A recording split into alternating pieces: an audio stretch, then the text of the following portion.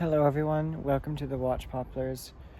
It is Spirit Week. I don't know if I've said this yet, but it is Spirit Week at my school, and today was Dress as Your Favorite Character Day. We're able to have these events because I go to a small school with at most like 50 people, 50 students, and yeah, the big school I went to was just too much academically. There was just too much work. So, yeah.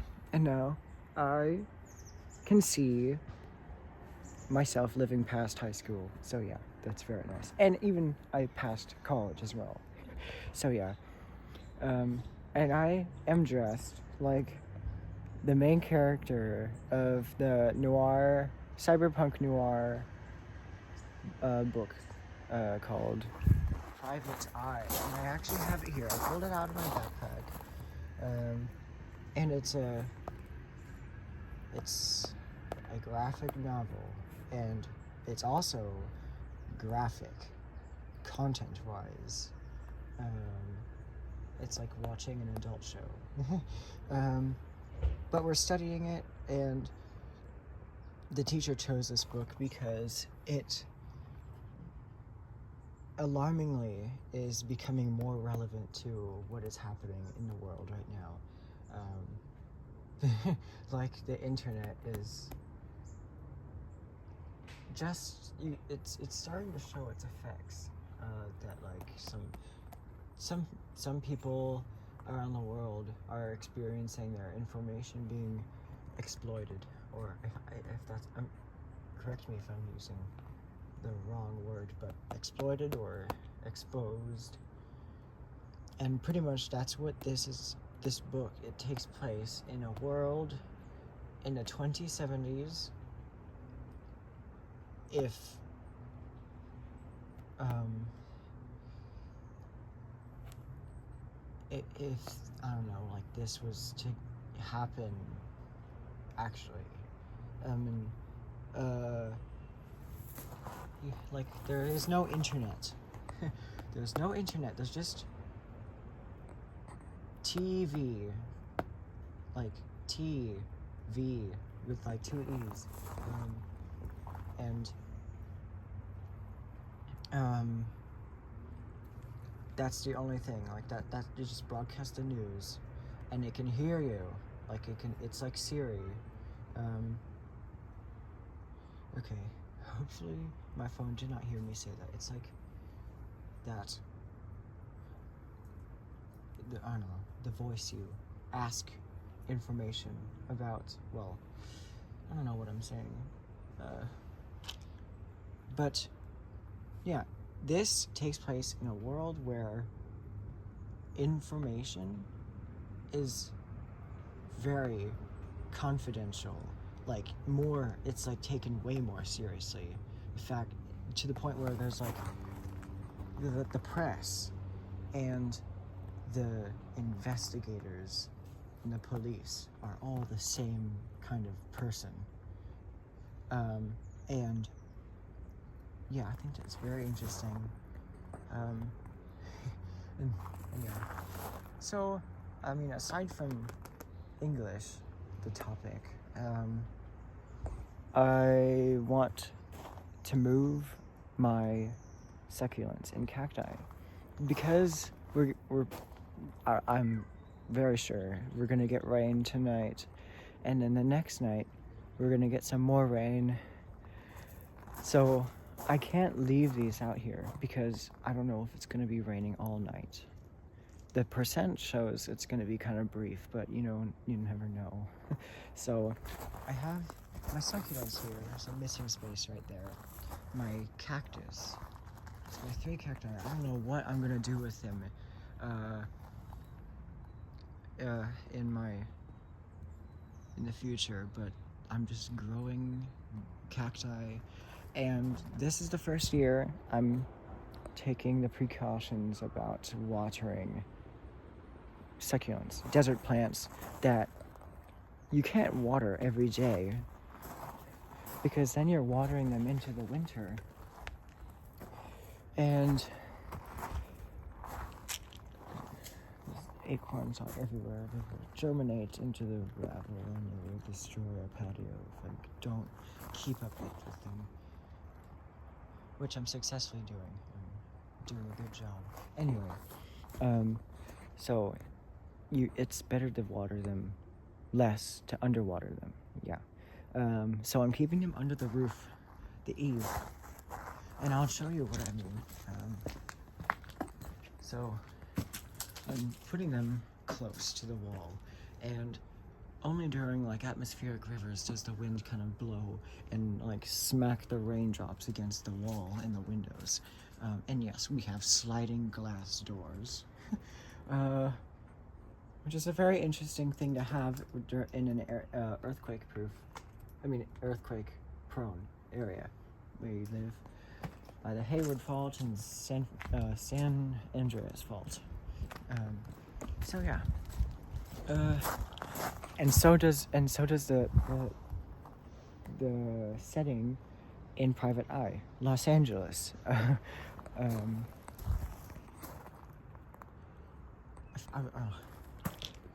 Should I make another? I don't know. This is the first time I've ever introduced like school subjects into my videos, but I was just one more thought. Why is everyone wearing such random stuff? Is it because they need to keep their identity secret? It is, you know how like in this world we call. I mean, we let our teachers know about our diagnoses so that they would know how to help us. Here in this world, you can't do that because what if their teacher is... What if someone else who's like listening to you is trying to take advantage of you? So that's, yeah. That's why there's so many random outfits that you just can't tell them apart. They're so random. Anyway, yeah, I have my cactus over there, and in this video, I'm going to be moving my succulents to under the roof. And I need to get these rocks out of here. So yeah, and yeah, all my succulents should not stay out in the open during a rain period, even like for multiple hours. I water these very lightly at most every day at this time of the year. In summer, you can water them like every day, every morning, I guess. Like when it's the sunniest, like in June and May, and for the duration of summer, because the heat, the leftover heat from that high angle of the sun in June kind of acts the same. It has the same effect. It dries the soil out. But now it's cooling down. The light is getting lower. We are past the equinox, and winter is starting to show its effects as fall colors. The trees are going dormant. There's a Chinese pistache tree. It's that red tree. But if I touch the screen and make an effort to zoom in, I will have autofocus issues. So yeah, that's a Chinese pistache tree. It's the same ones that are turning bright red over here. It's like blood, or maybe a bit more pink. Yeah.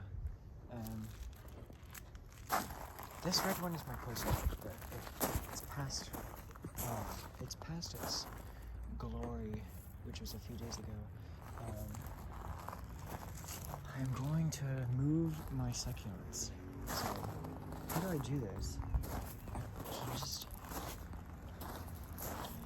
If I was wearing those shorts. I remember in one of my videos, it was the San Pablo Creek tour of October, and I mentioned I did not finish mentioning my shorts. Those shorts in that video called September 10th at the San Pablo Creek. I was wearing shorts that had doubled pockets, you know, like some pairs of, I guess, leg wear. They have a big pocket, and then a little bit above that there's a small pocket. The small pocket was just big enough to fit my phone and shallow enough that you can see the camera poking out. So I took I took that opportunity to film that video in my pants, literally. That's kind of like ironic, or I don't know. It sounds kind of wrong, but that is technically how I filmed the video. So, I mean, it's very smart when you really need two hands. And right now, I'm doing fine without two hands.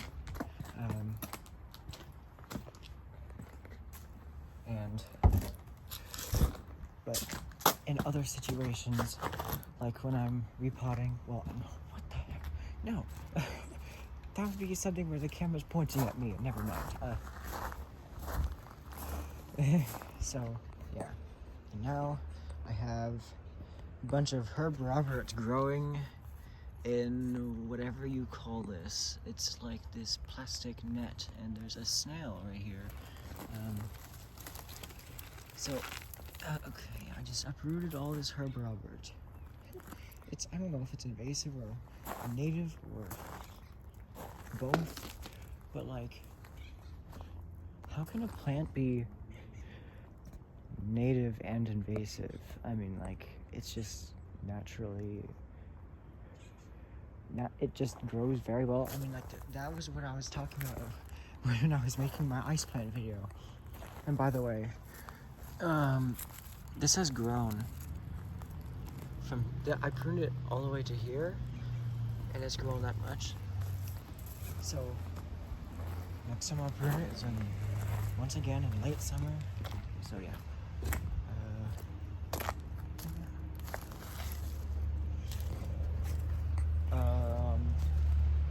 I've moved all my succulents. Yeah.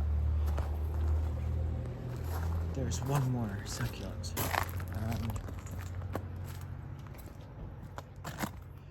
There's some succulents in here. And I don't know. There's probably these are daffodil grasses. They're very nice. But then there's a Haworthia, and then there's Crassula, and then there's a agave or something. So, I mean, but if I do want to keep these Crassula jade plants, then I need. So here's what I mean by heavy. You could tell my voice. This is a really big pot, so I need to put this down.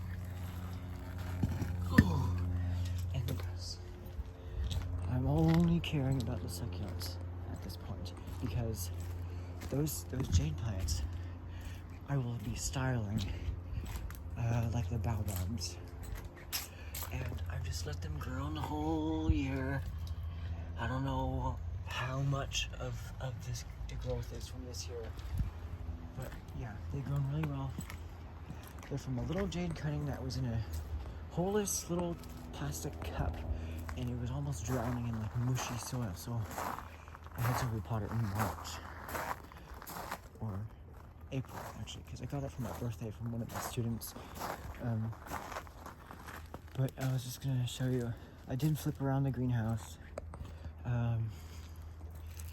and before I I broke the ends of the bamboo sticks that are holding the posts in, so that this greenhouse can be lowered. There won't be as much airflow because any air that gets in from now on will be quite chilly for these plants. And especially for the sweet acacia, it was growing in Key West, and I'm sure that the coldest that place has gone to is like 59 degrees. So we have daily highs coming up that will reach that temperature, and lows close to freezing, close to 0 degrees Celsius. I really want to start using Celsius, and whenever I am mentioning temperatures, I'll be saying Celsius, but I'll also be showing you this so that you can know what I am saying. It just makes so much more sense. Anyway. Yeah, I did move my mimosas here. They don't need any secondary protection like the sweet acacia. And in this, I'm leaving just